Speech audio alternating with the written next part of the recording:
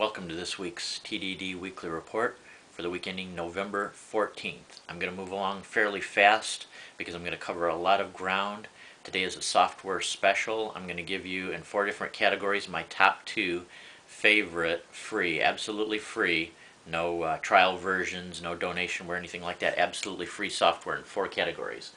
First off, for browser, I am still picking as my primary browser Firefox. Now the latest version is 3.5.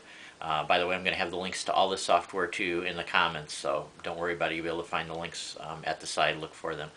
My favorite is Firefox. 3.5 has been a little more glitchy for me on most of my computers than the 3.0 versions and up till now.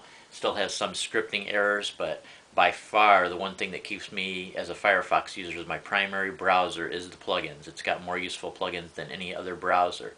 But lately, clipping at its heels is the browser from Apple, but it's also available for Windows. For those of you that don't know, it's called Safari, and the new version, Safari 4, came out recently, and it has got one phenomenal amount of, it actually is phenomenally stable in almost every kind of rendering, scripting, the buffering issues that you have on certain video websites with Safari, they pretty much don't exist, at least on the machines I use. So I have been more and more using Safari version 4, and I have a quick screen capture to show you. I'm going to have to switch the camera view to show this to you, but I want to show you a quick feature that I really like in Safari.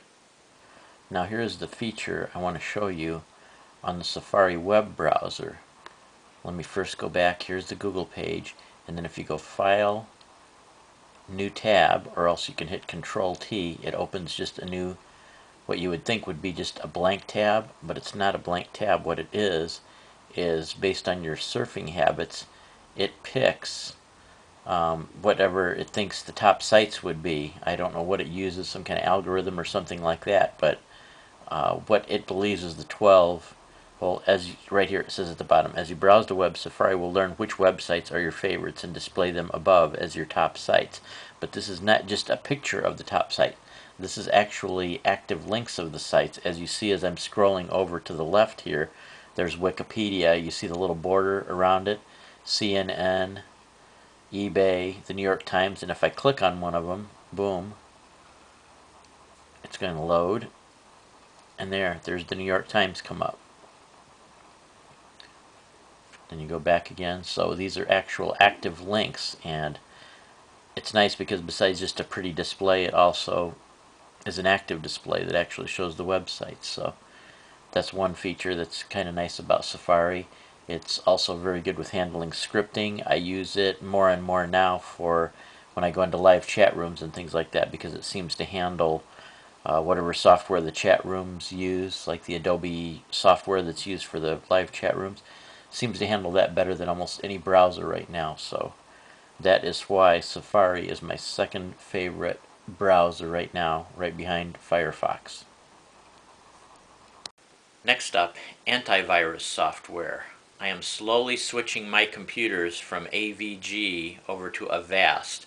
The reason being is I have noticed lately that both the computers I use and friends of mine that use AVG, they have started to be hit by scripting, malicious scripting web pages, and AVG hasn't been really good at catching them, whereas Avast, it seems like, is able to catch them. I've even purposely tried to go to malicious websites to get it infected, and it always catches and blocks it as long as you don't pick the wrong choices and just keep continuing on. It gives you sufficient warning. So right now I'm putting as number 1 Avast free antivirus, and like AVG, when you do go to the page, they're going to try to guide you to the paid version, but you don't have to have that. You can continue on and just look at the screens carefully and get the free version. After a while it will appear that it's trialware that you have to renew and pay, but you don't really have to. You can go back and just get another license that lasts, I think the last time it was 14 months. So I would pick Avast as my number 1, AVG as second choice. If for some reason you really enjoy it, it's still a good antivirus too. I just don't think it's as good as it used to be, and definitely not as good as Avast is. So if you absolutely like AVG, go ahead and stick with AVG, but I just think Avast is just a little bit better, and I'm switching over.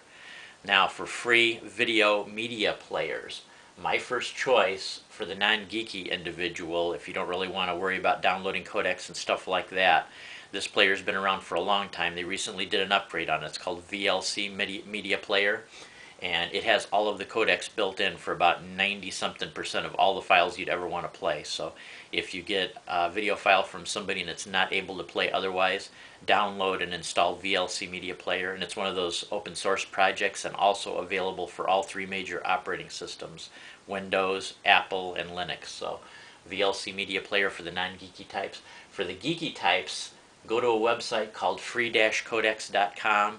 If you're a geek, you probably already know about it anyway, but just in case you don't, and I would recommend on the left side of the page, scroll down a little bit on the left side, and first of all install the QuickTime alternative. There's no reason you need to hog up your memory using the QuickTime player, even the free one that Apple gives you. I think this QuickTime alternative is way much better, and then when you get the QuickTime alternative installed, you will have Media Player Classic, which is a very good player.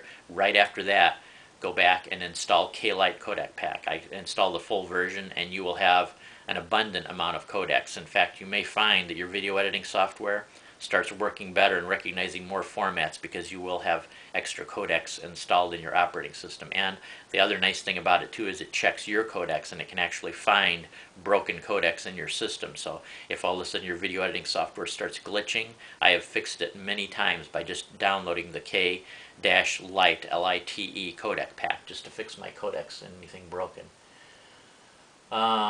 Video converters. For the non-geeky type, my recommendation is from Cocoon Software. Quick Media Converter handles almost every format you would ever run into, including FLV. It does handle flash video. It will convert from or to FLV, flash video format. Not a lot of settings to play around with, but that's a good thing. You can just drag and drop, and for the most part, the results will be fairly good. For the super geek, I think there's nothing like Super Media Converter, and this from eWriteSoft.com. It's actually a graphical interface for an old open source media converter it's just called Media Converter is the original one, and then somebody made a graphical interface to make it a little bit easy, but it's got abundant settings. So if you're somebody that likes to play around with different kinds of settings, do different things with your video, you can modify it in the conversion, adjust the volume up or down, you can do cropping, padding, a lot of settings, and it's probably going to have a steep learning curve. If you want to really get serious with it, you're probably going to spend several days messing around with the settings and getting different errors, because it will allow you to actually use settings that are not compatible with the format, and then it will give you errors. So I would definitely say for the geeky person, but Super Video Converter is my choice for that. Next up, I have a friend of mine, Viper, on YouTube. His channel name is Viper29. He has a review of Windows 7 for us. It's new. I pretty much, if you've played with the beta, it's pretty much almost the same thing. You're not gonna, it's really nothing new that they've thrown in here since the beta. Everything's there. If you've played with Vista, then you pretty much know it's the same thing, but big difference. Speed is definitely there. Vista is well, I mean, as of SP2, I mean, Vista seems to be okay, but I'll tell you right now, Windows 7 is a hell of a lot faster. I highly recommend it.